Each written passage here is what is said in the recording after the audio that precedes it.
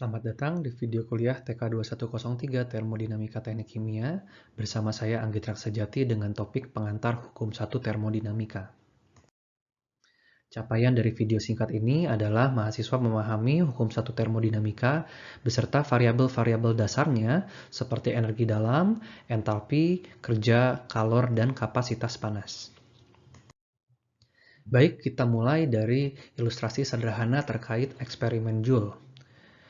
Dalam setup ini, kita memiliki suatu tangki yang diisi dengan air yang diisolasi sempurna dari lingkungan. Artinya apa? Selama isolasi tersebut bekerja, kita dapat pastikan tidak ada panas yang masuk dari lingkungan ke dalam sistem ataupun sebaliknya. Lalu, pada tahap 1 eksperimen Joule ini, kita nyalakan suatu mixer atau suatu pengaduk, misalnya diputar manual ataupun bisa dihubungkan dengan listrik. Lalu kita amati apa yang terjadi. Untuk memutar pengaduk tersebut, kita memerlukan kerja.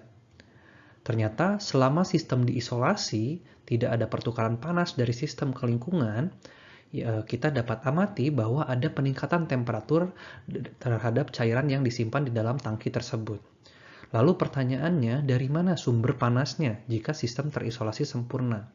Ternyata dari tahapan ini kita bisa buktikan bahwa kerja yang dimasukkan dari pengaduk tersebut berubah sebagian menjadi panas. Ada perubahan dari kerja menjadi panas. Lalu pada tahap kedua eksperimen Joule ini, isolasi dibuang atau dilepas sehingga panas mulai bertukar dari sistem ke lingkungan ataupun sebaliknya. Karena sudah ada kenaikan temperatur, akibatnya ada driving force perpindahan panas. Dan dapat diamati ternyata panas berpindah dari sistem menuju lingkungan. Terjadi perpindahan energi. Sehingga kita bisa amati di sini, energi itu berubah-ubah bentuknya gitu ya. Awalnya ada yang bentuknya dari kerja, berubah menjadi temperatur panas, kemudian berpindah ke lingkungan. Ternyata kekekalan energi ini menuntut adanya suatu variabel baru agar dapat dinyatakan secara matematis, yaitu apa yang dikenal sebagai energi dalam atau U. Sehingga hukum satu termodinamika, kita bisa menyatakan energi dapat berada dalam berbagai bentuk, tetapi jumlah totalnya tetap. Bila satu bentuk energi lenyap, maka akan muncul energi dalam bentuk lain. Pernyataan ini juga dikenal sebagai hukum kekekalan energi. Dalam percobaan Joule di atas, kerja yang dilakukan yang masuk tersimpan dalam air sebagai energi dalam. Sebagai energi dalam ini keluar sebagai panas. Secara matematik, hukum 1 dinyatakan sebagai berikut.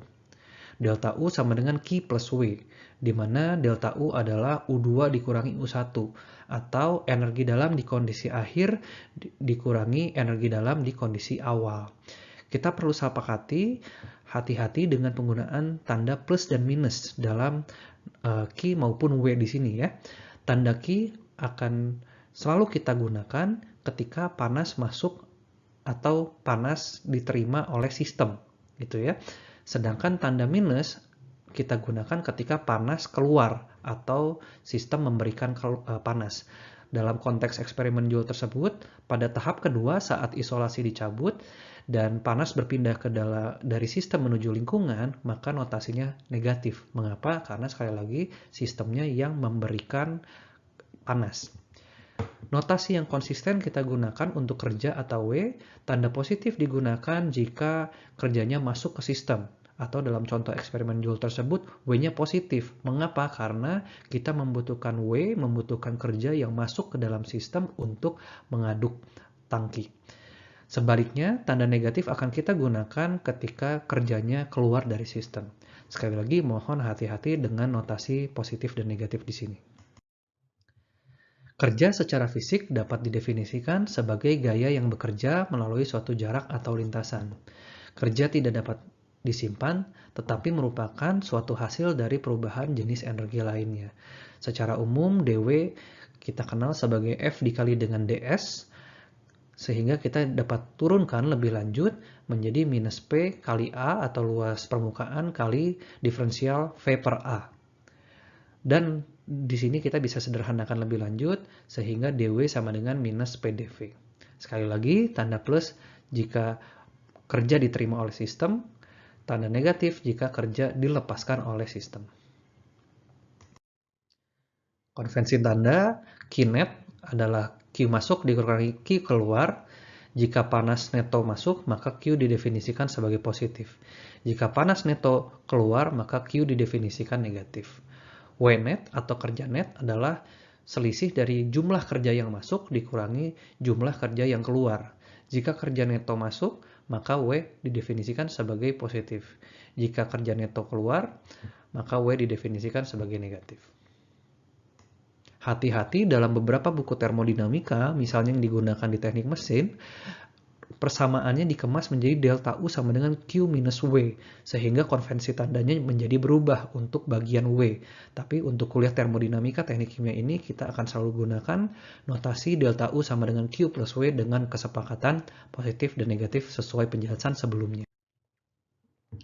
Selanjutnya, materi terakhir dari video singkat ini adalah mengenai kapasitas panas. Kapasitas panas suatu benda didefinisikan sebagai jumlah panas yang diperlukan untuk menaikkan temperaturnya 1 derajat untuk setiap satuan beratnya. Jadi di sini kapasitas panas satuannya adalah Joule per derajat Celcius misalnya gitu ya. dQ-nya sendiri adalah panas yang ditambahkan untuk perubahan temperatur DT. Jika panasnya dilakukan pada kondisi volume tetap atau constant volume atau isovolume, maka notasinya kita gunakan CV atau C pada isovolume. Di mana kita akan peroleh hubungannya CV ini akan sama dengan dou per dot pada kondisi volume yang tetap. Atau CV itu adalah perubahan energi dalam per perubahan temperatur pada volume yang tetap. Jika dipanaskan pada tekanan yang tetap atau isobar, maka dQ sama dengan dU plus PdV. Sehingga dapat diturunkan bahwa Cp atau kapasitas panas pada kondisi isobar tekanan tetap akan sama dengan dH per dt pada isobar atau perubahan entalpi per perubahan temperatur. Untuk gas ideal, kita mengenal PV sama dengan nRT karena energi dalam tidak bergantung volume dan tekanan. Sehingga dou per dot pada isobar bukan merupakan fungsi tekanan sama dengan dou per dot pada kondisi isovolume, tidak bergantung pada kondisi volume. Sehingga dengan penurunan U sama dengan Q plus W dan DH sama dengan dU plus PdV, kita dapat peroleh penurunannya adalah Cp sama dengan Cv plus R. R di sini adalah konstanta gas ideal ya. Nah, nilai-nilai umumnya untuk gas ideal akan bisa kita peroleh sebagai berikut. Dan ini merupakan nilai-nilai yang wajib diketahui oleh insinyur teknik kimia ya. Untuk gas ideal monoatomik itu artinya apa? Contohnya seperti helium atau gas-gas mulia lainnya gitu ya. Hanya energi translasi yang berpengaruh sehingga dou per dot pada isovolume sama dengan CV itu nilainya akan 3 per 2R. Sedangkan Cp adalah 3 per 2R ditambah dengan R. Sehingga nantinya kita peroleh Cp untuk gas ideal monoatomik adalah 5 per 2R. Untuk gas ideal diatomik, contoh diatomik itu apa? Misalnya N2 nitrogen, O2 oksigen. Maka energi translasi dan rotasi yang berpengaruh. Maka dou dot T pada isovolume sama dengan CV sama dengan 5 per 2R. Cp-nya adalah 5 per 2R ditambah dengan R sehingga sama dengan 7 per 2R. Untuk gas poliatomik lainnya, rotasi dan vibrasi meningkatkan harga CV, sehingga kita kenal gamma atau Cp per CV nilainya biasanya mendekati 1,3.